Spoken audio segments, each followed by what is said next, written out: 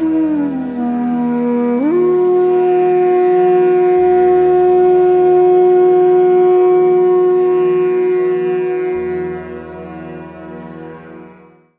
पहले तो कहना है कि नोएडा का कुछ ऐसा नसीब है कि कितनी भी कोशिश करिए आप जल्दी आ नहीं सकते। सबको जरूर इंतजार करने लगाता है ये नोएडा, मुझे भी और आपको भी, क्योंकि कोई बिला वजह की देर हो गई। बिला वजह रास्ते में कोई वीआईपी साहब अगर बम्बई दिल्ली में आ जाए तो सब रास्ते बंद हो जाते हैं, फिर कोई आदमी हिल नहीं सकता। इसी प्रकार न जाने कितने लोगों को अपना समय बर्बाद करना पड़ता है, और आप लोग भी बहुत देर से इंतजार कर रहे थे और मैं भी कि कब अब पहुंचते हैं, कब पहुंचते हैं। तो कुछ ऐसा ही नसीब है कि नोएडा में आने में एक इंतजार का भी मजा उठाना पड़ता है। आप लोगों की भी कमाल है कि इतनी देर से आप बैठे रहे और अपनी माँ को मिलने के लिए। तो सभी बहुत लालायित होते हैं, पर कलयुग में ऐसा सुना था कि बच्चे तो माँ की परवाह नहीं करेंगे। मैं तो उल्टा ही हाल देख रही हूँ। इसका मतलब कलयुग भी खत्म हो गया, कृतयुग भी खत्म हो गया और ये सतयुग आ गया है।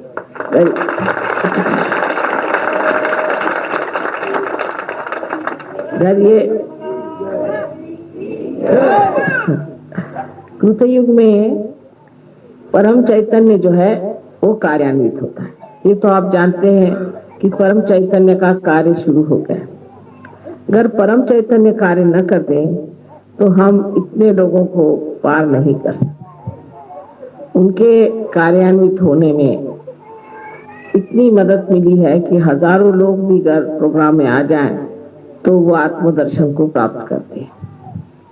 हालांकि हमारे अंदर जो कुंडलिनी है ये अनेक जन्मों से इस दिन का इंतजार कर रही है कि जब अपने आत्म साक्षात्कार को आप प्राप्त होंगे। कुंडलिनी जो है वो हमारी शुद्ध इच्छा है। जैसे कि हर एक इच्छा मनुष्य की पूरी हो जाती है पर उसकी इच्छा खत्म नहीं होती, तो ये शुद्ध इच्छा है। जब मनुष्य को ये शुद्ध इच्छा का फल मिल जाता है तब उसके बाद सारी ही इच्छाएं गौण हो जाती। इसके बारे में हम जानते नहीं। बहुतों ने तो कुंडलिनी का नाम भी नहीं सुना। बहुत सोचते हैं कि मैं कुंडली देखती हूँ, जो शादी के वक्त देखी जाती है। इतना हमारे यहाँ अज्ञान है इस शास्त्र का। ये शास्त्र गुपित शास्त्र था एक जमाने में, लेकिन उसके बाद कितने तो भी लोगों ने इस पर बड़ा व्याख्यान किया है। लेकिन अंग्रेजी किताबें पढ़ने से, अंग्रेजी भाषा सीखने से, अंग्रेजी तहजीब में बह जाने से हमारे देश की जो विशेषता है, जो धरोहर है, उसको हमने कभी जानने की कोशिश ही नहीं की और उसके और हम मुड़े ही नहीं। और ये सब अपने शास्त्रों में भी लिखा है। उसके अलावा हमारे जो बड़े बड़े कवि हो गए, संत कवि हो गए, जैसे मार्कंडेय स्वामी तो कहते हैं 14,000 वर्ष पूर्व हुए थे। उसके बाद कितने ही संतों ने आत्म साक्षात्कार के बारे में लिखा।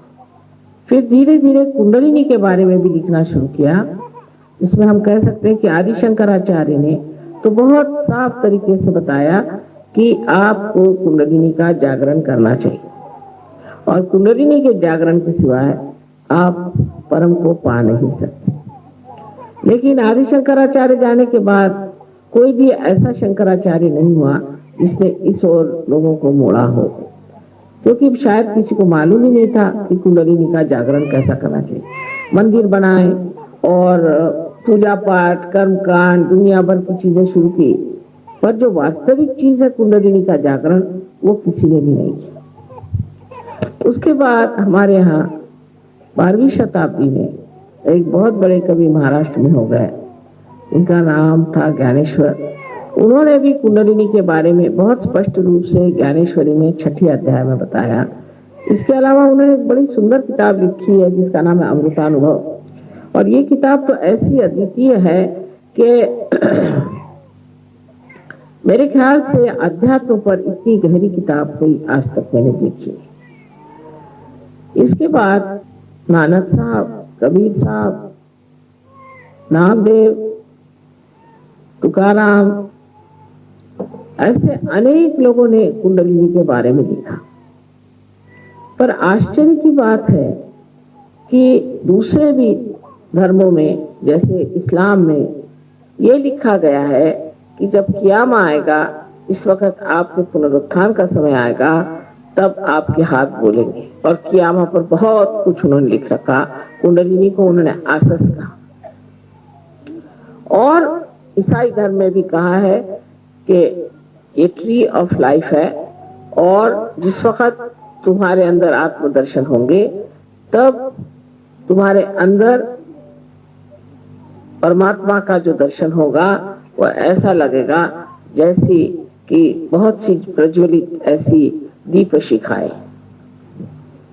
और ये होता है, ये दिखाई, मुझे दिखाई देता है, आप लोगों को भी बाद में दिखाई देगा। अब इसके बारे में राजा जनक से लेकर के अभी तक हर आदमी ने अपनी तरह से इसको लिखा, जैसा समय था, जैसी स्थिति थी। लेकिन तब भी ये जनसाधारण को चीज मिल सकती है, इसे जनसाधारण प्राप्त कर सकते हैं, ऐसा जरूर लिखा गया था। लेकिन वो कैसा होगा इसके मामले में कुछ लिखा नहीं है।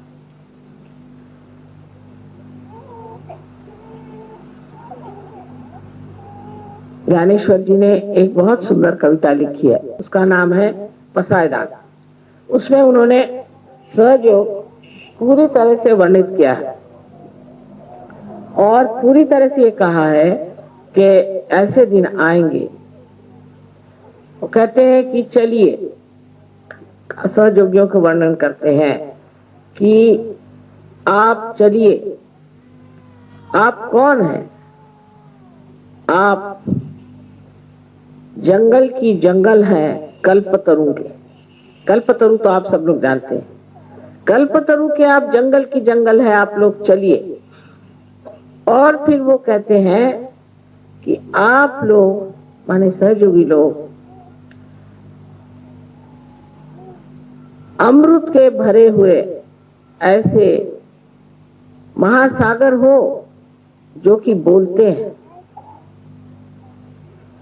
चंद्रमा जैसी आपकी शक्ल, जिसपे कोई लांछन न हो, और सूर्य जैसे आप दैदीप्यमान, लेकिन आप में ताप न हो, ऐसे आप सहयोगी चलिए, चल के ये पसायदान, ये अमृतदान सबको दीजिए। पर उस पर भी इंग्लैंड में एक कवि हो गया, ऐसे तो अनेक कवियों ने लिखा, पर एक कवि लुइस करके हुआ है, उससे तो साफ साफ सहयोग का प्रोसेशन किस तरह से होगा, उसका जुलूस किस तरह से निकला जाएगा, यानी हमारा भी वर्णन उसमें वो 100 साल पुराना कर दे।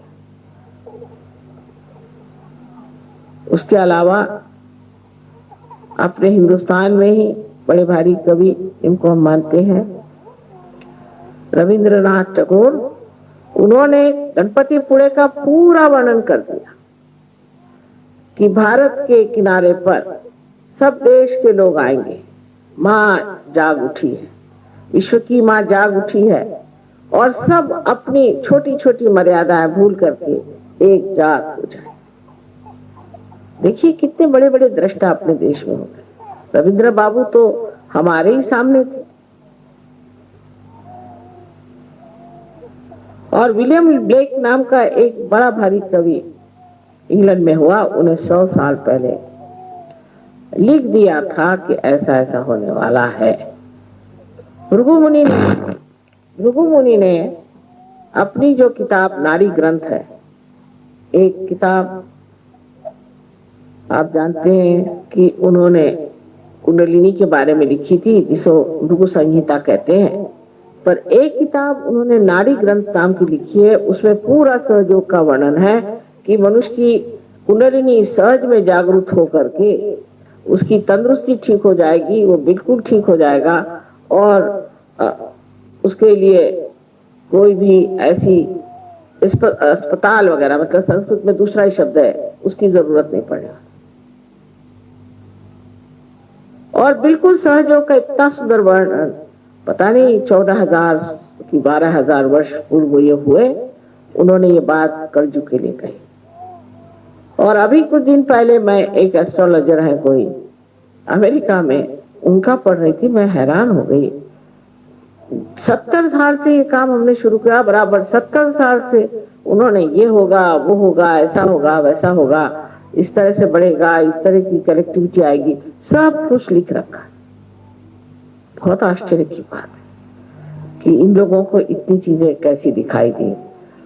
लेकिन विलियम ब्लेक ने तो हमारा घर कहाँ होगा, उसमें कौन लोग काम करेंगे, सब कुछ वर्णित करते, जैसे कि खड़े थे वहां और देख रहे थे कि घर किस तरह से बन रहा। ये सब होते हुए भी और अनेक इस प्रकार की चीजें हुई हैं। आप लोगों को कभी मौका होगा तो आप देखिएगा कि ऐसे फोटो आए हैं कि जहां हमारे हृदय पे ही सूर्य है, हमारे हाथ पे सूर्य है, पांव पे चांद है, पीछे में चांद सूरज है, तरह तरह के प्रकाश सब से निकल रहे हैं और चारों तरफ प्रकाश है। कहीं हम बैठे हुए हैं तो उसकी जगह सिर्फ चैतन्य ही चैतन्य। इस तरह के अनेक फोटोग्राफ्स आपके आजकल के कैमरा में आ रहे हैं। उसको जरूरी नहीं कि कोई बड़ा महंगा कैमरा हो या कोई बड़े पहुंचे हुए फोटोग्राफर हो, सर्वसाधारण एक कोई छोटा सा बच्चा खींच लेता है, उसके इसमें आ जाता है। कोई एक छोटा सा एक विद्यार्थी कुछ खींच लेता है, उसकी फोटोग्राफ, उसके पास फोटोग्राफ आ जाता है। तो इस तरह की बहुत सी पहचानें आज मानव के लिए सहयोग में है। इसके अलावा जो जो प्रयोग किए गए सहयोग से बीमारियों के, या जो जो प्रयोग किए गए एग्रीकल्चर पे या किसी भी चीज पर, उस पर इतना ज्यादा यश मिला है कि कोई सोच भी नहीं सकता कि इतना यश किसी एक सर्वसाधारण बुद्धि के आदमी को मिल सकता है। इसका मतलब एक तो है कि हमारे अंदर कुछ तो भी अज्ञान से ढका हुआ था जो खोलना पड़ा। और दूसरी बात ये भी है कि हमारे अंदर बहुत सी शक्तियां हैं सुप्तावस्था में, जो कुंडलिनी के जागरण से जागृत हो गई। आज आपको मैं यही बताना चाहती हूँ कि कुंडलिनी के जागरण से क्या क्या बातें हो जाती। पूरा तो बता नहीं पाऊंगी, उसके लिए तो ग्रंथ लिखना होगा, पर आपको थोड़ा थोड़ा समझा। कुंडलिनी के जागरण से सर्वप्रथम हमारी तंदुरुस्ती ठीक हो जाती है, हमें स्वास्थ्य मिल जाता है। कैसी भी बीमारी हो, मनुष्य स्वास्थ्य पूर्ण होता है, पर उसे ध्यान करना पड़ता है। उसे बार बार अपनी कुंडलिनी को सहस्त्रार से ब्रह्मरंध्र का छेदन करवाना पड़ता है। उस तरफ थोड़ी सी मेहनत करनी पड़ती। अगर उसने थोड़ी सी मेहनत की तो वो उस स्थिति को प्राप्त होता है जिसे हम निर्विकल्प समाधि कहते हैं। पहले वो निर्विचार होता है, उसे कोई विचार नहीं आता। इसका मतलब ये नहीं कि विचार नहीं कर सकता, पर जब भी चाहे वो विचार कर सकता है और जब भी चाहे वो विचार नहीं करता। यानी जो हर समय पागल जैसे हम विचार करते ही रहते हैं, एक क्षण भी नहीं रुकते, वो सारे ही विचार हमारे ऊपर जो मंडराते रहते हैं वो हट करके एक स्वच्छ आकाश सा हमारा हृदय और हमारा मस्तिष्क हो जाता है हल्का। फिर जब चाहे तब हम अपचार कर सकते हैं, जब न चाहे नहीं करते, और निर्विचार में शांत अपनी शांति में खड़े रहते। अब बहुत से लोगों को मानसिक व्यथा है, बहुत से लोग आते हैं, उनको डिप्रेशन हो गया। मैं तो कल ही कह रही थी कि आप इंप्रेशन सब पे मारते हो, इसलिए फिर डिप्रेशन भी हो जाता है, क्योंकि आपका इंप्रेशन लोग मानते नहीं तो फिर आप पे डिप्रेशन आ जाता है। तो आप इंप्रेशन ही क्यों लोगों पर मारते? पर कुछ कुछ लोगों को डिप्रेशन और भी किसी वजह से आता है। उसकी वजह क्या है? उसकी वजह क्या? अब इधर चित्त रखे, चित्त देखिए एकदम खट से उधर जाता है आप लोगों का। इधर देखिए, आप इधर देखिए, चित्त को जरा आप संयत रखें, क्योंकि जैसे जैसे हम बोल रहे हैं कुंडलिनी पर भी काम कर रहे हैं धीरे धीरे। तो सबसे पहले हमारी तंदुरुस्ती ठीक हो जाती है, और अगर उस पर हमने थोड़ा सा अभ्यास किया तो हमेशा के लिए हम ठीक हो जाते हैं, फिर हमें कोई भी बीमारी नहीं लग सकती। एक साहब ने मुझे कहा कि साहब उनको कैंसर हो गया था, उससे तो ठीक हो गया, अब उनको किडनी हो गई। तो मैंने कहा कि आप रोज ध्यान करते थे? तो उनका हंस के कहा हाँ मैं तो करता ही था। मैंने कहा यही तो है, आप हंस के कह रहे हैं, मतलब ये कि आपके लिए एक मजाक की चीज होगी ध्यान करना।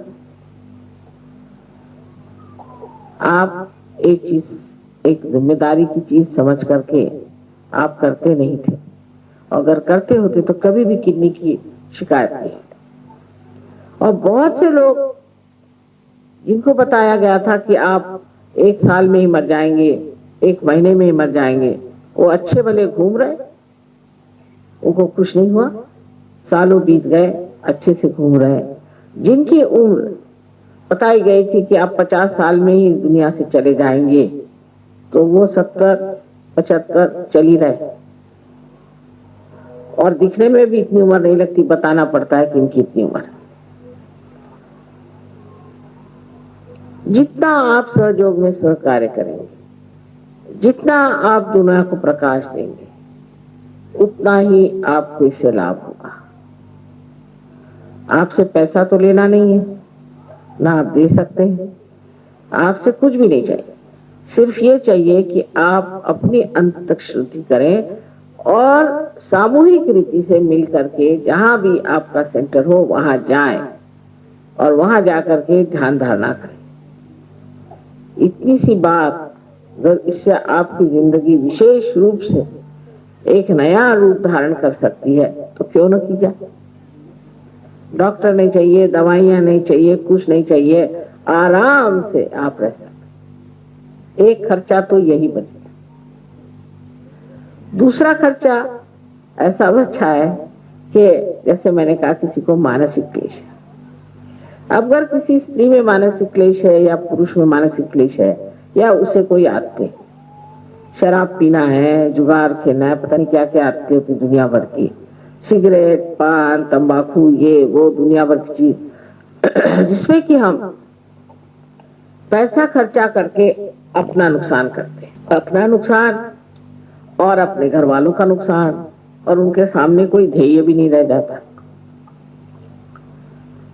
ये सारी आदतें एक साथ छूट जाती, मानो कि कोई आदत ही नहीं रह जाती। जैसे बहुतों को आदत है सवेरे उठ के चाय पीने की, याद ही नहीं रहती चाय पी कि नहीं पी, भाई पी कि नहीं, पूछते हैं पता नहीं पी कि नहीं पी। नाश्ता किया, कहाँ किया नाश्ता, अच्छा चल जान दो खाना ही खा लेंगे। फिर खाना खाते वक्त भी याद नहीं रहा खाना खाना है, तो 2 दिन ऐसे बीत जाते, पता नहीं चलता खाना खाया कि नहीं खाया और नाश्ता किया कि नहीं। अब ये कि हमें इस चीज का शौक है, हमें ये चीज अच्छी लगती। काफी लोग ऐसे होते हैं कि अब किसी को बेसन के लड्डू अच्छे लगते हैं, तो अब सब लोग उनके लिए बेसन के लड्डू लेके चले, क्यों भाई, उनको बेसन के लड्डू पसंद है। अब वो मरते दम तक उनको बेसन के लड्डू चाहिए, और अगर डॉक्टर ने मना कर दिया तो उसी की भूख लेके मरते हैं, फिर भूत बन के आते हैं और कहते हैं हमें बेसन के लड्डू दो।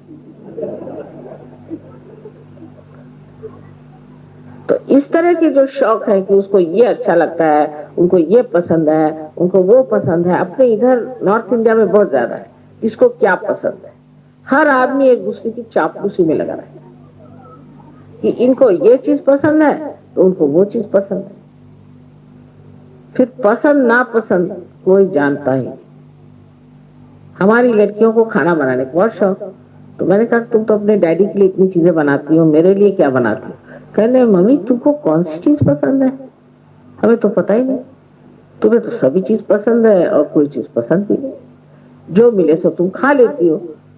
तो मैंने कहा ये बात है भाई, हमें तो कुछ याद नहीं रहता हमें क्या चीज पसंद है। सो इस प्रकार अपनी पसंद और ये चीजें आते हैं।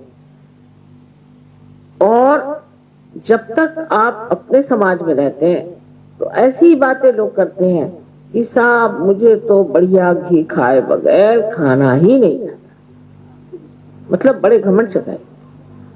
और साहब मैं सुबह 2 सेर दूध पी सकता हूँ। अच्छा, और क्या क्या आप खा सकते हैं बताइए। जिसकी बड़ी घमंड से बताया। और साहब मुझे तो बाथरूम ऐसा चाहिए कि चकाचक हो। कौन साफ करता है आपके यहाँ? मेरी बीवी। और खाना वो भी मेरी बीवी। आप क्या करते हैं? जी नहीं, मैं नौकरी करता हूँ सुबह शाम तक, और सिर्फ सिगरेट पीता हूँ, कभी शराब पीता हूँ और कभी इधर उधर जरा चला जाता हूँ, बस।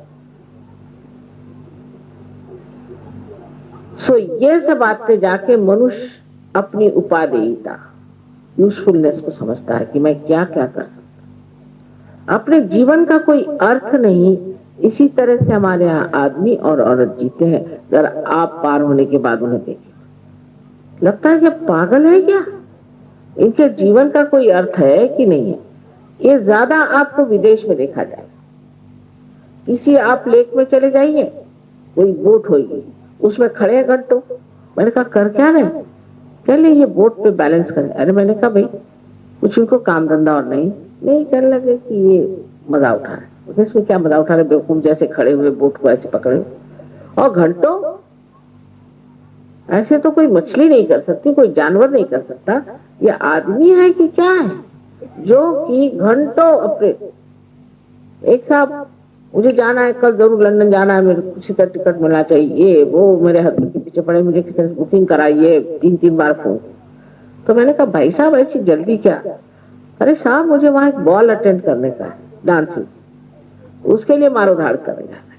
उसमें 4 घंटे जाके नाचेंगे और पांव दुखा के शराब पी के आके पस्त हो जाएंगे। लेकिन वो सोचते हैं कि हमारा जीवन जो है इसी में बहुत विशेष है। और इस तरह से जीवन को इतना हम बर्बाद करते हैं, बात बात में। कहिए हमारे हिंदुस्तान में लोग इतने फैशनेबल भी नहीं। वहां तो 1 कांटा, 1 चम्मच, 1 छुरी इतना नहीं रहता।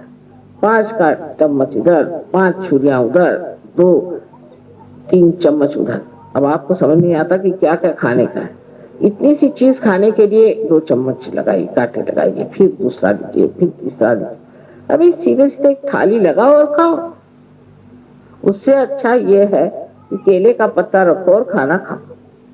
सरल बात है, उठाया केले का पत्ता फेंक दिया, काम खत्म। लेकिन नहीं, इतना उसमें समय बर्बाद करेंगे। और जैसे ही उनके घर आप जाइए तो फौरन बताना शुरू करेंगे कि ये प्लेट फलानी जगह की है, ये रॉयल डाल्टन की है, ये अमका है तमका है। और अगर आपके घर आएंगे तो आपकी प्लेट उठा के देखेंगे कि उसके पीछे क्या लिखा। आप क्या वो दुकान खाने वाले?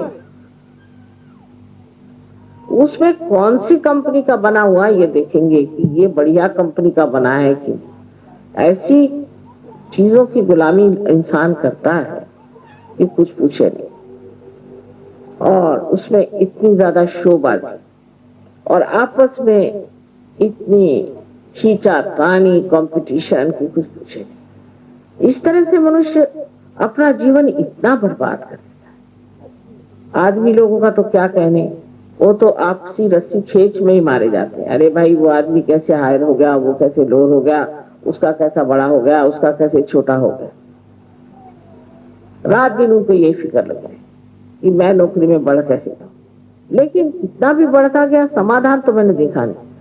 वो जब तक कब्र में नहीं जाता है, एक टांग उधर और एक टांग इधर, तब तक वो सोचता मेरा प्रमोशन हो जाना चाहिए। अब लास्ट प्रमोशन हो रहा है, लेकिन तो भी वही सोचता कि मेरा प्रमोशन करो। और औरतों को दूसरी चीज से फुर्सत नहीं। औरतों को यह है कि उसने ऐसे बाल बनाए तो मैं क्यों ना बनाऊं, उसने ऐसे जेवर बनाए तो मैं क्यों ना बनाऊं, उसका ऐसा है तो वैसे क्यों ना करूं। कभी मैंने ये नहीं देखा कि आपस में ये तुलना हो कि वो इतना भला मानुष है, इतना भला है, मैं क्यों ना भला हो। ऐसे मैंने किसी को नहीं सुना, आज तक नहीं सुना। सहयोग में है, सहयोग में है। सहयोग से बाहर कोई आदमी औरत ऐसा नहीं कहती कि वो इतनी अच्छी औरत है, इतनी भली औरत है, इतनी दाता है, इतनी मेहरबान है, मैं भी कुछ ऐसा हो जाऊं, मैं भी ऐसे कुछ करूं। ऐसी इच्छा मैंने किसी को करके देखा। और इस तरह से हम अपनी जिंदगी का अर्थ क्या निकालते हैं, उसका कोई मतलब ही नहीं लगता। इस जिंदगी को चार चांद लगते हैं जब आप पार हो जाते हैं, क्योंकि आपके अंदर से शक्ति बहने लग गई। हाथ उठाइए, कुंडलिनी को उठा सकते हैं, दूसरों को आप पार करा सकते हैं, जीवंत क्रिया आप कर सकते हैं, लोगों को इतना दान दे सकते हैं, और उसके लिए पैसा नहीं, कौड़ी नहीं, कुछ नहीं, आपके हाथ के इशारे पर कुंडलिनी चले।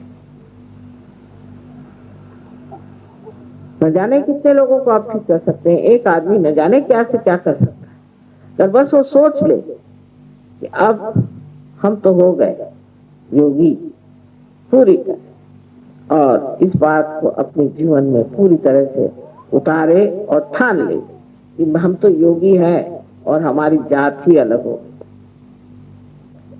हमारा धर्म ही बिगड़ गया, हम तो दूसरे ही धर्म में आ गए। जब वो इस बात को ठान लेता है तो एक आदमी काफी है, सारे हिंदुस्तान को नचा सकता है। अगर मैं ही सब काम कर सकती थी तो मुझे क्या जरूरत थी इतने सहयोगियों को इकट्ठे करने की, दर बदर ठोकरे खाने की, हर जगह दौड़ दौड़ कर जाने की। काम तो आपसे होने वाला है। जैसे कि बिजली का स्रोत कहीं है, लेकिन यहाँ पर तो आपको दीप ही जलाने पड़ते हैं। वो स्रोत यहाँ लाने से फायदा क्या, उससे क्या लाइट होने वाली? ऐसे ही दीप चारों तरफ जलाने पड़ेंगे, तभी प्रकाश ठीक से होगा। इसी प्रकार आप लोग भी उसी एक स्रोत से प्रकाश पाने वाले दीपक है, और दीपक को चाहिए कि आप प्रकाश दें। उसके बाद भी आप रो रहे हैं कि मुझे ये चाहिए, मुझे अरे अब हो गया, अब दो, अब देने का काम। पहले लेते रहे, अब देना सीखो, और अपने गौरव को और अपने शक्ति को पहचानो कि आपके अंदर कितनी शक्ति है, आप क्या क्या कर सकते हैं। पर अब भी हम देखते हैं बहुत से लोग रोते ही करते हैं, माता जी मेरा ऐसा हुआ, माता जी मेरा वैसा हुआ। मैं कहती हूँ देखिए कैसे हो रहा है। कुछ लोगों की धड़ से इस समुद्र में गिर जाते हैं और भूल जाते हैं, और कुछ लोगों के अभी भी पत्थर जैसे भारी खड़े हुए रो रहे हैं।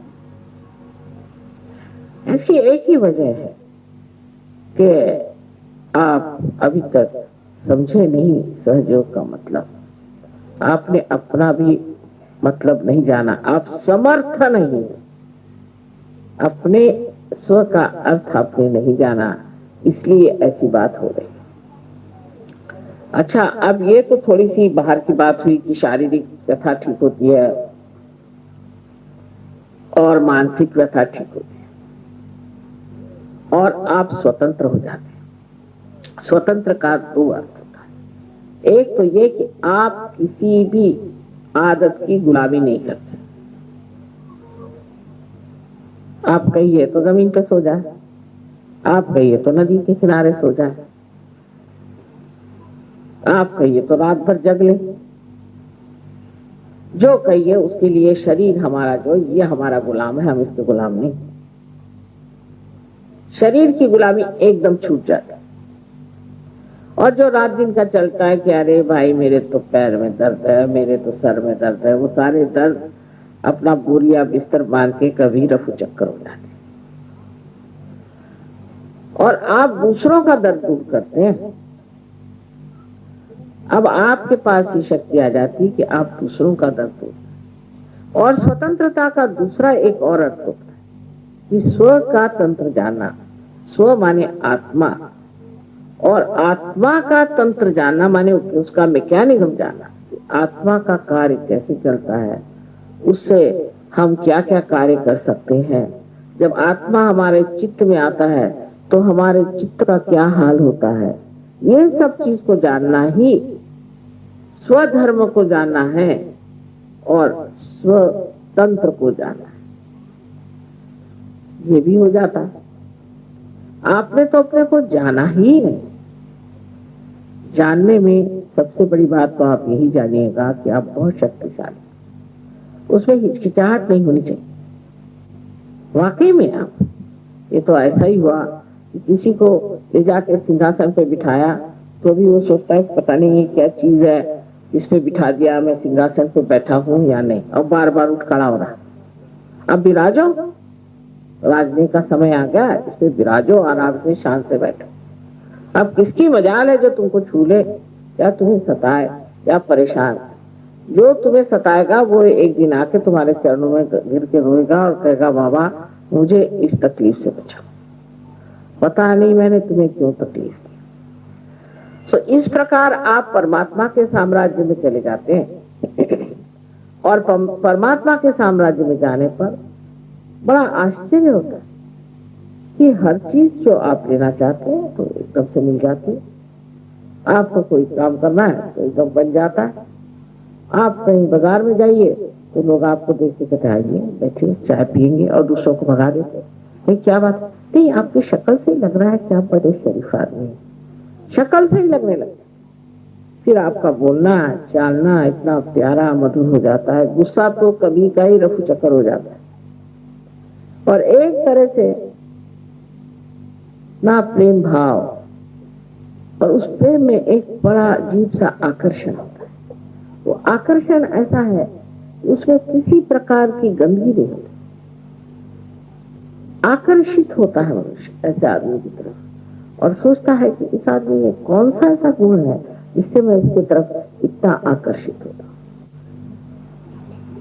कहते हैं कि कस्तूरी का सुगंध अगर आ रहा है तो उसको कसम लेने की जरूरत नहीं पड़ती। जिस मनुष्य में प्रज्ञा होती है, उसकी जागरूक चेतना होती है, उसके लिए कसम लेने की जरूरत नहीं पड़ती। और आपको ये नहीं कहना पड़ता कि साहब ये आदमी जागा हो। हाँ, कोई जानबूझ करके आंख मूंदना चाहे वो दूसरी बात, या कोई बेकारी में विरोध करना चाहे, झगड़ा करना चाहे, ये बात ये सोचना चाहिए कि हमारे लिए एक बड़ा भारी नया आयाम खुल जाता है और उस आयाम में हमारे अंदर कलेक्टिव कॉन्शियसनेस जिसे कहते हैं सामूहिक चेतना प्रस्फुटित होती है। आप जानते हैं उस पर कि दूसरे आदमी के कौन से चक्र पकड़ रहे हैं, आपके कौन से चक्र पकड़ रहे हैं, और आप अपने से अलग हट जाते हैं। आकर कहेंगे माँ मेरा आज्ञा चक्र पकड़ रहा है, बहुत बुरी तरह, इसे ठीक करिए। माने ये कि मुझके अंदर अहम भाव है, मैं मुझे अहंकार है, अहंकार में आ गया, इसका मतलब अहंकार है। लेकिन कहेगा माँ मेरे को सरदर्द हो रहा, आप जरा आज्ञा चक्र में रखिए, माने मैं अहंकार हूँ। कोई आदमी ऐसा कहेगा, अरे अगर किसी से कहे तुझे अहंकार है तो ऐसा ठिकाना लगाएगा आपको कि बस आपको पता चल जाएगा कि अहंकार का नाना है ये। लेकिन मनुष्य खुद ही कहता है कि वहां मेरे अंदर ये बात है, क्योंकि उसको महसूस होता है, उसका एहसास होता है, वो जानता है, उसका दुख होता है, उसकी तकलीफ होती है और उससे वो निकलना चाहता है। वो अपने ही को जानता है और अपना न्याय करता है। यही जिसको कहते हैं लास्ट जजमेंट की आखिरी न्याय का समय आ गया। अब आप ही अपना न्याय करें। वो किस प्रकार कि आपके हाथ उंगलियों के किनारे आपसे बताएंगे कि एक आपने गलती, दूसरों के बारे में बताएं, लेकिन आप बहुत प्रेम से उनसे बात करके और उनकी तकलीफ निकाल दे सकते, उनको बगैर बताए ही निकाल दे सकते। और एकदम से आप देखेंगे कि वो आदमी कितना बढ़िया हो, आप पहचान भी नहीं पाइएगा। बहुत बार तो ऐसा होता है किसी आदमी को पार करने के बाद अगर मैं उसे साल भर बाद मिलूं तो वो मुझे 5 साल और छोटा लगने लगता है। तो मैं पूछती हूँ कि आपके बड़े भाई साहब आए थे लेकिन आज आप पहली मर्तबा आए। नहीं माता जी, मैं ही था। इतनी शक्ल पर रौनक और एक शोभा आ जाती है। मनुष्य के स्वभाव में इतना परिवर्तन हो जाता है। जो मनुष्य कंजूस होता है वो दोनों हाथों से लुटाने लगता है, उसी में उसको आनंद आता है। जो मनुष्य क्रोधी होता है वो शांत गंभीर समुद्र की तरह गहरा, उसकी गहराई को वो जब जान लेता है, अरे मैं इतना गहरा हूं, तो ये क्रोध जैसे जो बबूले उठते हैं वो सब खत्म हो जाते हैं और वो आदमी एक बड़ी शांति गंभीरता लिए हुए खड़ा होता है आपके सामने और आप हैरान हो जाते कि ये जो कल इतना कूद रहे थे, इनको कौन सांप सूंघ गया? सांप नहीं सूंघा इसे, किसी डर से भय से नहीं कर रहे, लेकिन अपनी स्वतंत्रता में ये खड़े हुए हैं, अपनी शांति के किनारे। तो जिसे हम कहते हैं कि शांति शांति शांति, वो सब हमारे अंदर है। और जब वो सुरक्षा और वो शांति हमारे अंदर विराजती है, उसके प्रकाश में हम शांति में रहते हैं। अब आप देखिए दुनिया भर में इतने बड़े बड़े संस्थाएं बनाए कि जिसे कहते हैं फाउंडेशन ऑफ पीस, फलाना ठिकाना, शांति शांति शांति। मन में तो किसी की शांति नहीं, सबको यही विचार कि कैसा किसका गला काटे। और उसको क्या आप शांति बनाएगा जिसके हृदय में शांति नहीं है? वो काय का फाउंडेशन बना रहे हैं बेकार में, झूठ मूठ का। तो इस प्रकार मनुष्य जिस छोटी चीजों पे जीता है, जिस छोटे तसल्लियों पे वो अपना आयुष्य बेकार व्यर्थ कर रहा है, वो तसल्लियां असल में असल होती है। एक छोटी सी बात कि आजकल पॉलिटिक्स में झगड़ा कि कम्युनिस्ट कौन है और कैपिटलिस्ट कौन। हम कहेंगे कि हम बड़े भारी कैपिटलिस्ट हैं, क्योंकि हमारे पास सारी शक्तियां हैं, इसलिए पास हमारे पास सारी संपत्ति, तो हम सबसे बड़े कैपिटलिस्ट हैं। लेकिन हम सबसे बड़े कम्युनिस्ट भी हैं, क्योंकि वो बांटे बगैर मजा ही नहीं आता। जो धन संपत्ति हमारे पास में है और जो हमारे पास में शक्तियां, वो बांटे बगैर चैन नहीं आती। तो हमसे बढ़ के कोई कम्युनिस्ट है, हमसे बढ़ के कोई भी कैपिटलिस्ट। ऐसा ही आपका हो जाता है। आपने पाने के बाद आपको लगता है कि किसे बांटें, किसे दें, ये पेड़ को दें, किसको दें, कि उसको दें, कि किससे कहें, कैसे बताएं, और दिल खोल के आप बताते। और ऐसी ताकत अंदर से आ जाती है कि मुझे स्वयं आश्चर्य होता है, इस प्रकाश में देखो कैसे चमचमा है। एक हमारे यहाँ मछली पकड़ने वाली जात होती है, उसे कोली कहते हैं। उससे एक गृहस्थ है, वो बैंक पे नौकरी तो करते पर जात के कोली है, और धंधा उनका यही है। तो उनके बारे में बता रहे थे कि एक दिन वो होड़ी अपनी नाव लेकर के दूसरे बीच में जा रहे थे, और एकदम से घमसान ऊपर से बादल छाता, और उसमें से बिजलियां कड़कने लगी, और ऐसा लगा कि अब ये जा नहीं सकते, इतना बड़ा तूफान खड़ा।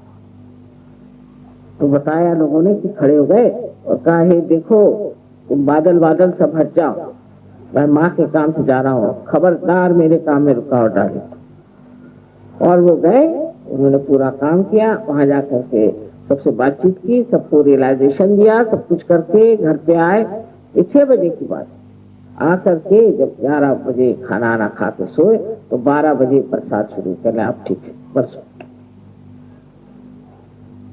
ये शक्तियां आपके अंदर आ सकती है, लेकिन सबसे जो बड़ी शक्ति आपके अंदर आती है वो प्रेम। प्रेम की शक्ति इतनी आह्लाददायी, इतनी आह्लाददायी कि आप नहीं जाते,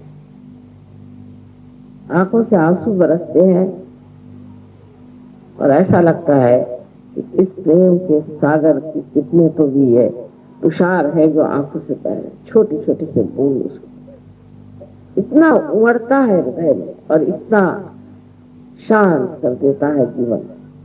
और एक अजीब सी अनोखी सी अनुभूति इस प्यार की, ऐसा सुंदर और मनोरम जीवन बना देता है कि फिर कोई दूसरा आराम अच्छा ही नहीं लगता।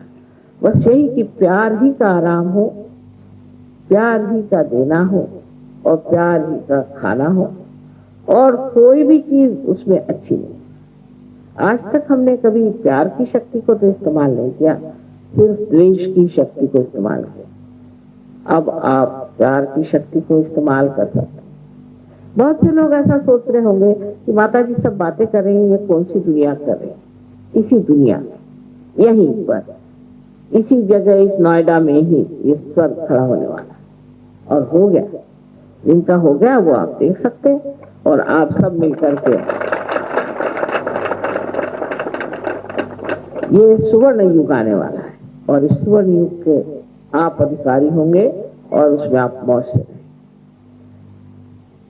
जो कुछ संक्षिप्त में बताना सो मैंने बता दिया, किंतु इसका कितना भी वर्णन किया जाए वो कम है, क्योंकि किसी भी चीज की ओर आप देखते हैं इतना सुंदर यहाँ इन्होंने फूलों का ये मेरे प्यार में बनाया।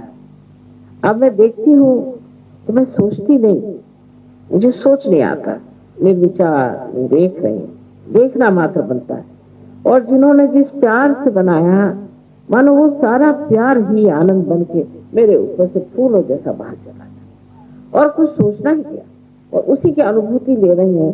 कितने प्यार से मेरे बच्चों ने सजाया है, कितने प्यार से उन्होंने एक एक चीज लिखी है, और वो प्यार क्या शब्दों में बताया जाए या विचारों में लाया जाए, उसका मजा ही उठाते। जैसे कि किसी चीज का आप स्वाद लेते हो तो सोचते नहीं, ऐसे ही उसका स्वाद आ रहा है, उस प्यार का और उस आनंद का स्वाद आ रहा है। आपके प्यार का और आनंद का स्वाद हम ले रहे, और आप हमारे प्यार और आनंद का स्वाद। ऐसी सुंदर, इतनी मधुर हमारी एक बड़ी सुंदर सभा है। और अब एक बड़ी भारी हमें कहना चाहिए कि एक रेस तैयार हो रही है सहयोग। इसका भी वर्णन है कि ऐसे लोग संसार में आएंगे, और वो आए हैं, और सब लोग मिलकर के आप उसको सुदृढ़ करें, उसमें शक्ति भरे, उसमें स्वास्थ्य लाएं। और जो गंदी चीजें हैं, एक दूसरों की निंदा करना, एक दूसरे का बुरा सोचना, एक दूसरे को खींचना, चिल्लाना, चीखना, और कोई सत्ता ढूंढना, पैसा ढूंढना सहयोग में, ये बड़ी बेवकूफी की बात है। तो सहयोगी का व्यवहार, उसका बोलना चालना बड़ा सुचारू सुंदर होना चाहिए, उसमें जंगलीपना सारा चला जाना चाहिए। और जैसे कि पहले तो कांटे आते हैं, लेकिन कांटों से ऊपर जो फूल आते हैं वो कितने सुंदर। इसी प्रकार हालांकि हम पहले कांटे रहे होंगे, लेकिन अब हमें फूल बनना जाना चाहिए, और फूलों से फिर फल बन जाना चाहिए। और वैसे अपने आप होता है, धीरे धीरे अपने व्यवहार में बदल आने लगता है। बहुत से लोगों को गुस्सा आना बंदी हो जाता है, तो कहते हैं तेरा गुस्सा कहाँ गया, मेरा तो किसी पे रोब ही नहीं पड़ेगा, मैं तो गुस्सा नहीं करूंगा। तो पर देखते हैं कि उनका रोब बहुत अच्छा पड़ता है। लोग सबसे ज्यादा प्यार को मानते हैं, किसी के रोब दाब को नहीं, सिर्फ प्यार। और दूसरी बात यह है कि आप घड़ी भूल जाते हैं, टाइम भूल जाते हैं, लेकिन काम पूरे होते रहते, काम नहीं खत्म। जिस वक्त आपके कुंडलिनी का जागरण होगा उसी वक्त होगा, और ऐसे वैसे वक्त होने ही नहीं वाला। अगर हमें देर करनी है तो देर करनी ही है, उसके लिए परेशान होने से क्या करना।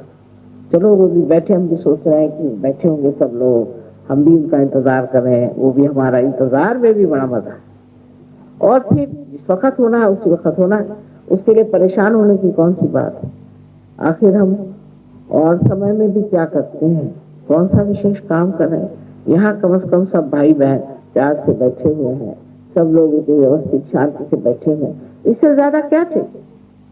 ऐसा समागम, आपको आश्चर्य होगा कि हर साल 70 शादियां होती हैं, 70-75 शादियां होती हैं गणपतिपुर में, और 30 देशों के लोगों में आपस में शादी होती है। उसमें से 1-2 शादियां खराब होती है, ज्यादातर शादियां इतनी सुंदर हो जाती हैं, और वहां ऐसा लगता है कि स्वर्ग खड़ा हो, इतने सब लोग सुंदर दिखाई देते हैं। और देखने लायक चीज है सारी।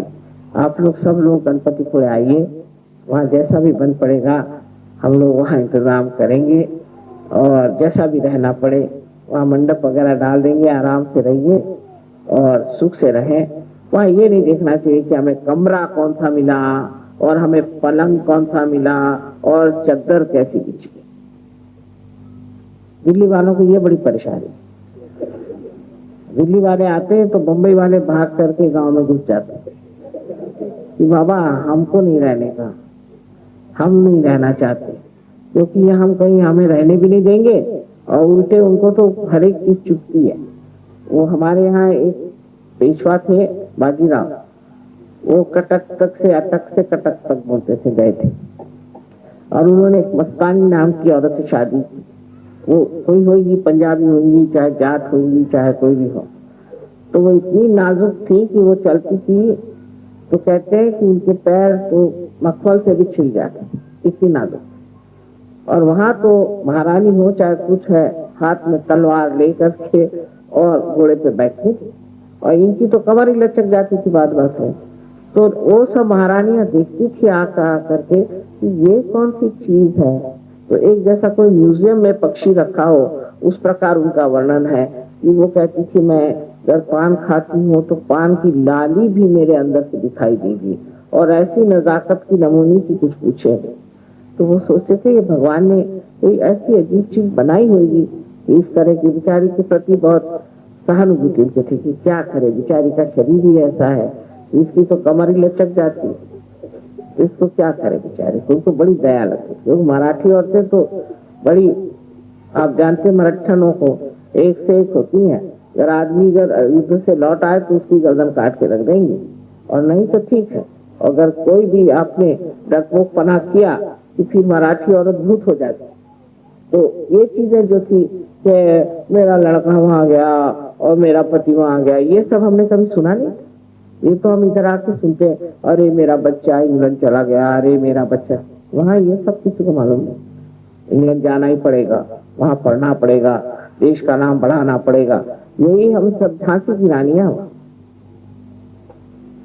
और उसी तरह से जीवन एक आदर्श रूप बनता रहा। पर अब पता नहीं, अब कुछ वहां सिंधी लोग आ गए हैं, पंजाबी भी आ गए हैं, तो अब थोड़े वहां पे कमरे टूटने लग गए।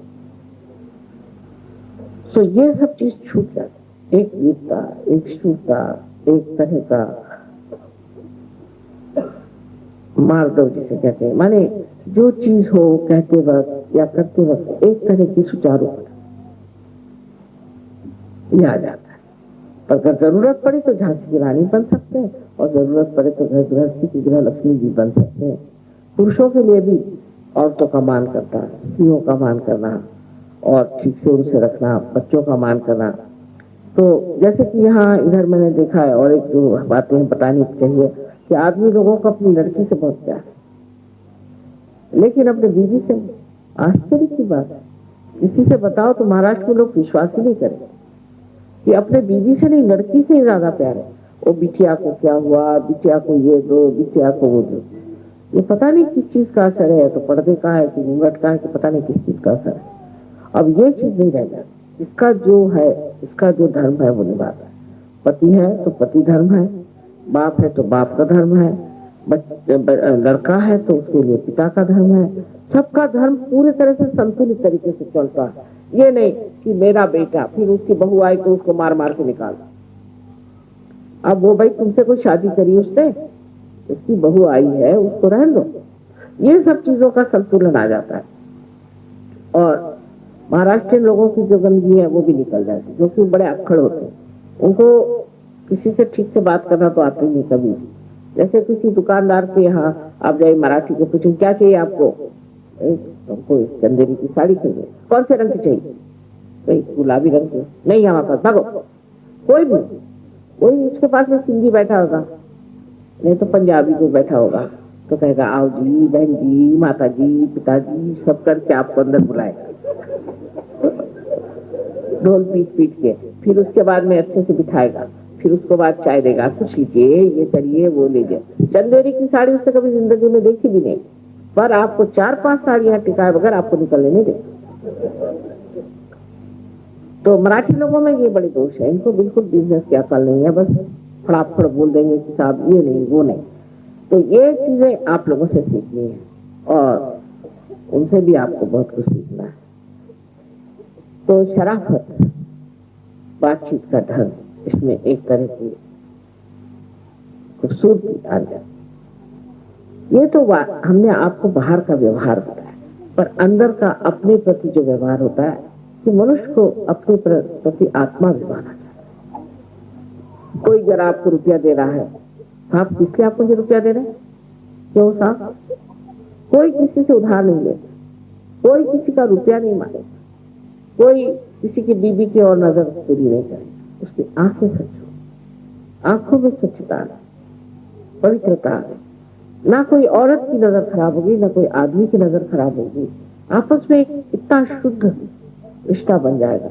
आप सोचे कि विलायत के लोग जिनको शुद्धता क्या चीज है कभी मालूम ही नहीं, इन्होंने कभी सुना भी नहीं, वो लोग तो इतने शुद्ध हो जाते हैं और बिल्कुल उनको ख्याल ही नहीं रहता कि कौन हमारी बहन है और इससे हमें व्यवहार कैसे करना चाहिए।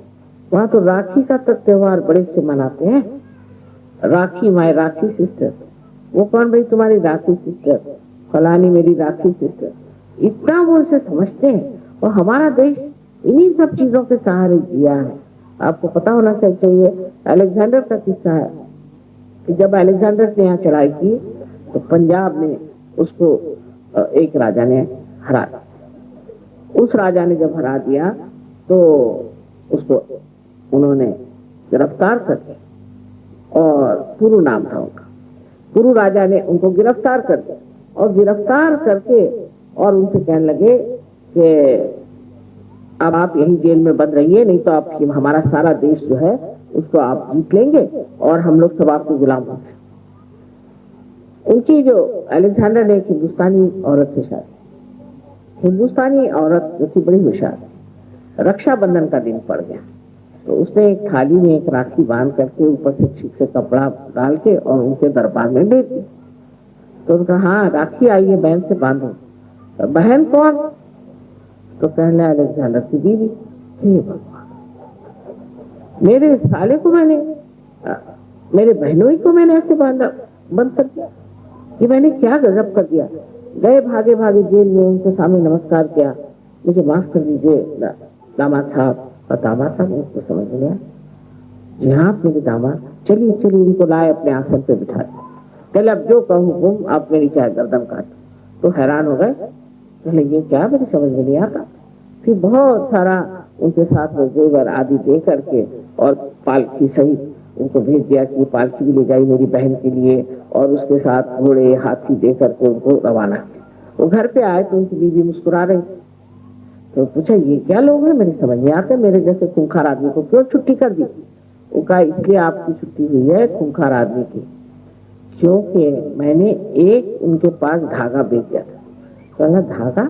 हाँ, एक सिर्फ धागा भेजा था। आज के दिन जो एक धागा अगर भेजते तो उसकी बहन हो जाती। अच्छा, और फिर कितना भी बड़ा दुश्मन उसे छोड़ देना पड़ता है? हाँ बराबर है, क्योंकि आप तो उनके दामाद हो गए। कहने भगवान बचा रहे थे हिंदुस्तानियों से, जो एक धागे पर दुश्मन को छोड़ते, इनका क्या ठिकाना।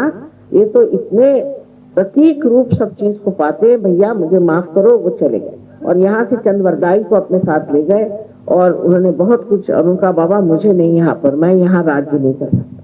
ये ऐसे वो चीज अब छूट गई है, काफी कम हो गई, क्योंकि हमारे अंदर हमारी संवेदना कम हो गई। हम समझते नहीं है कि हमारी संस्कृति में कितनी छोटी छोटी चीजें हैं, इतनी सुंदर, इतनी प्यारी, उसको हमने अपनाया नहीं। और हम अब ऐसे रास्ते पर चल पड़े हैं जिस पर बहुत से देश गड्ढे में गिर गए। तो हमें तो उस अनंत को प्राप्त करना है और सहयोग में उसी अनंत की प्राप्ति होती है। और जब उस अनंत की प्राप्ति होती तो आप उसी में रममान हो जाते हैं। और आपको आश्चर्य होता है कि ऐसी एक गवर्नमेंट में आप आ गए हैं कि गवर्नमेंट के जितने गवर्नमेंट सर्वेंट्स हैं वो आप ही के सेवा में लगे। यहाँ के जैसे नहीं, जैसे इधर के अपने गवर्नमेंट सर्वेंट होते हैं उसी की उन्हीं की आपको नौकरी करनी पड़ती। लेकिन वो गवर्नमेंट सर्वेंट्स ऐसे होते हैं कि वो आप ही की सेवा में सुबह से शाम तक लगे रहते हैं। जो आपको चाहिए, आपको जो जरूरत होगी वो मिले। तो इस प्रकार हमारा एक तो जीवन अत्यंत सौंदर्यमय हो जाता है और सब तरह का अंधकार हमसे हटता जाता है और हम फिर एक नए आयाम में समझते हैं। अब ये सब मैंने आपसे कहा, ये इतनी बातें होती हैं, ये सब मनुष्य प्राप्त करता है, ये सामूहिकता आ जाती है, सारे देशों में दोस्ती हो जाती है, और जो धर्म की और जाति पाति डावरी शावरी एक तरह की जितनी गंदी चीजें सब खत्म हो जाती, क्योंकि मनुष्य विशाल हो जाता है। तो इस विशालता में उतरने के लिए आपको ये जानना चाहिए कि पहले अपनी आत्मा की विशालता को प्राप्त करें, उसका प्रकाश अपने चित्त में लाएं। कल मैंने, आप लोग आए होंगे वहां, तो बताया था कि आत्मा क्या होता है और आत्मा का स्वरूप सच्चिदानंद क्या होता है। पर आज मेरे ख्याल से जो मैंने आपसे बताया वो यही बात कि सहयोग में आने से क्या क्या लाभ होते हैं। अब अगर आप चाहें तो मुझे थोड़े प्रश्न आप पूछ लें, जो भी आप चाहें, और उसके बाद हम लोग एक 10 मिनट के लिए ध्यान करें। शिवादा जी, एक सहयोगी का प्रश्न है कि आई एम प्रैक्टिसिंग सहयोगा for the past 19 months. My problem is I do not get full flow of vibrations on my hand. My Vishuddhi has been tampered with in a sense by my thyrotoxicosis, which was treated in 85 with radioactive iodine. Srimati ji, please suggest any specific remedy. अब मैं अगर बताऊं इसका इलाज तो आप लोग नाराज तो नहीं होंगे। इसका इलाज है कान में उंगली ये डाल करके और रोज 16 मर्तबा अल्लाह अकबर कहना। अकबर माने विराट, और इस विराट की बात मोहम्मद साहब ने की थी, जो श्री कृष्ण की बात। ईसा मसीह भी हमेशा ये 2 उंगलियां दिखाते हैं। इसमें से ये उंगली जो है ये विशुद्धि चक्र की है, जो कि कृष्ण की है, और ये उंगली जो है ये लक्ष्मी नारायण की। ये मेरे फादर है। राधा जी का जो पुत्र हुआ था, जिसे हम महाविष्णु कहते हैं, वही ईसा मसीह।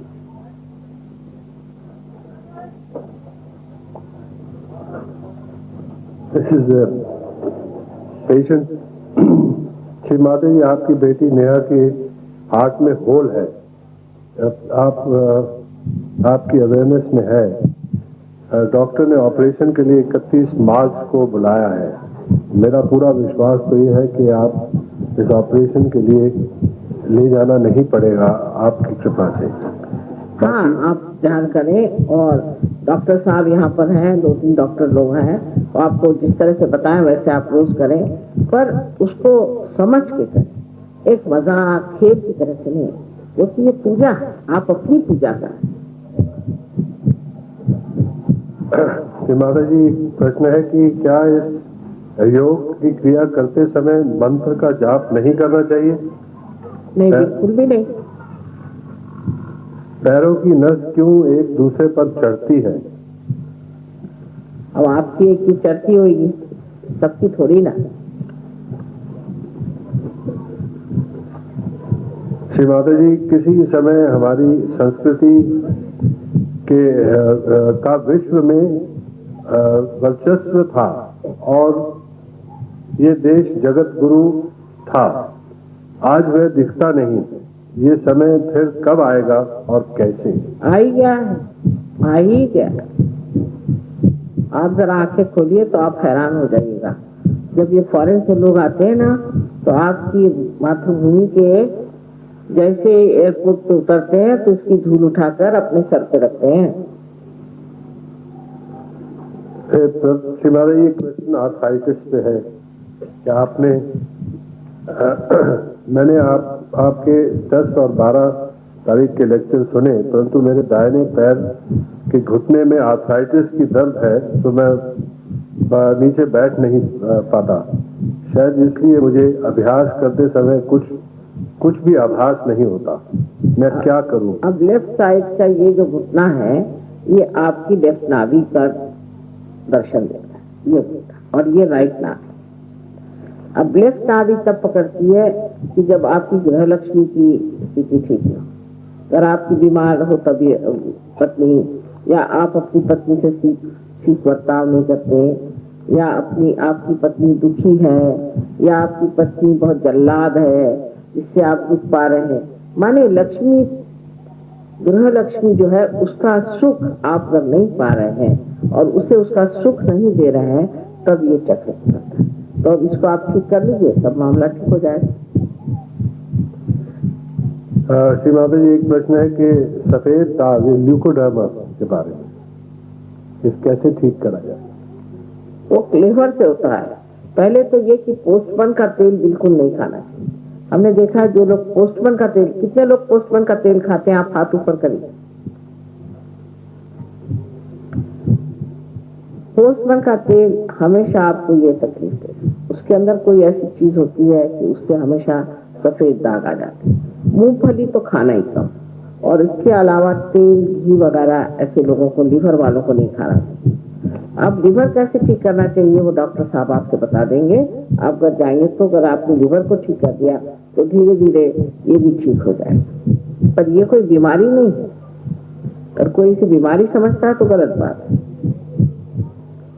श्री माता जी, एक सहयोगी है, वो कहते मेरे हृदय से भय नहीं जाता। आपका सेंटर हार्ट पकड़ता होगा, उसका पता लगाना चाहिए कि क्या वजह है कि आपका भय नहीं जाता। किंतु बुद्धि तर्क से नहीं, चक्रों पे देखिए कि कौन सा चक्र पकड़ रहा है। अगर आपका हृदय चक्र सेंटर में पकड़ रहा है तो फोटो की तरफ दोनों हाथ करके 3 बार आप श्वास रोकिए, और श्वास रोक करके और आप जगदम्बा का ध्यान करिए। अगर आपकी माँ जगदम्बा है और शक्तिशालिनी है तो आपको भय किसका? शिवाजी जी, प्रश्न है, जहाँ बंधन हाथों से संभव न हो, क्या मानसिक रूप से भी लगाया जा सकता है? लगा सकते हैं, लेकिन हाथ से जो है आसान है करना। मन से भी हो सकता है। अगर मन आपका इतना सशक्त हो जाए तो मन से भी हो सकता है। शिवाजी, कोई भाई अपने प्रमोशन में ज्यादा इंटरेस्ट है बनस्पति है कि आत्म साक्षात्कार बात करें, वो यही जानना चाहते हैं कि मेरा अभी मैंने कह दिया प्रमोशन होगा कि नहीं। मैं कोई आपके अस्तर रेखा थोड़ी देखती हूँ, मैं जो भविष्य आपका देख रही हूँ कि आप में से कितने लोग इस सुवर्ण युग में उतरेंगे और परमात्मा के साम्राज्य में अपने अपने स्थान पर बैठेंगे। शिवादा जी, क्या मनुष्य वास्तविक रूप में किसी को क्षमा प्रदान कर पाता है? बिल्कुल ही करता है। वो करता क्या है? क्षमा नहीं करना और करना, वो करता क्या? कितना भ्रम है। मैं उसे क्षमा नहीं करता, माने क्या करते हैं आप? क्षमा नहीं करते माने क्या करते हैं? अपना ही सरकार है। मैं उसको क्षमा नहीं करता, बार बार उसे याद करते हैं, वो ऐसा खराब आदमी, उसे ऐसा ठीक करूंगा, वो होगा, ये होगा। करते तो कुछ नहीं। अगर ऐसा ही है तो 2-4 थप्पड़ मारिए तो क्षमा हो जाएगी। करना धरना तो कुछ नहीं होता सिवाय अपने को जलाने के। एक और प्रश्न है, क्या इंसान की सभी इच्छाएं उसकी कुंडलिनी जागृत होने के बाद पूर्ण हो सकती हैं? इच्छाएं गौण हो जाती है। माता जी, इन्होंने कुंडलिनी को कुंडली बताया हुआ है। नहीं, कुंडलिनी जब जागृत हो जाती है तो बाकी तो जो इच्छाएं हैं वो गौण हो जाती है। क्योंकि आप आनंद में आ गए। हर चीज आप आनंद के लिए करते हैं। हर आदमी आनंद ही खोजता है। जब वो पैसा खोजता है, कुछ चीज खोजता है, जब कुछ भी होता है तो वो आनंद को खोजता है। पर जिस वक्त उसकी कुंडलिनी जागृत हो जाती है तो इतना समाधानी हो जाता है कि उसको मन करता है मैं किसको क्या दूं, मैं किससे अपना प्यार जताऊं, मैं किसके लिए क्या करूं। उसका तरीका बदल जाता है। इसलिए वो दूसरों की इच्छाओं को देखता है, अपनी नहीं। तुम्हारे एक प्रश्न किसी का है कि क्या अभिप्राय में क्या धनी आदमी ही पार हो सकते हैं या कि गरीब जनता को क्यों नहीं उपदेश देती? मतलब है कि गाँवों में क्यों नहीं प्रोग्राम किया जाता? अरे साहब, ये तो नोएडा गांव साहब शहर बना दिया आपने। मैं तो गांव में ही जाती हूँ। ये इस तरह से की बात करना बदतमीजी है। जो हमें करना हम जानते हैं क्या करना है। अगर आपको ऐसा शौक है तो आप जाइए गाँव में। मैं तो गांव में ही रहती हूँ। ज्यादातर गांव के लोग सियाने होते हैं। इस तरह के सवाल गांव के लोग कभी नहीं करेंगे। ये शहरी दिमाग है। इस तरह के आप ये क्यों नहीं करते, आप लोग क्यों नहीं करते? क्या आप मुझे रुपया पैसा दे रहे हैं? मेरा जो मन होगा मैं करूंगी। आप मुझे लेक्चर देने वाले कौन और अधिकार जताने वाले कौन? पहली बात है। दूसरी ये कि मैं स्वयं ही गाँव में काम करती। मैं शहरों में तो बहुत कम काम करती। शहर के लोग जैसे हैं जैसे आप। इसलिए इस तरह के प्रश्न पूछना भी एक तरह की बदतमीजी। शिवाजी जी, एक प्रश्न का, आप कौन है? अब आपको मैं दिखाई नहीं दे।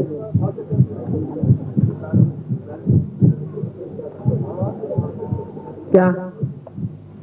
शिवाजी जी, सबकी इच्छा है कि अब आप अगर आत्म साक्षात्कार चालू दिला दे तो बेहतर है। ठीक कह रहे हैं।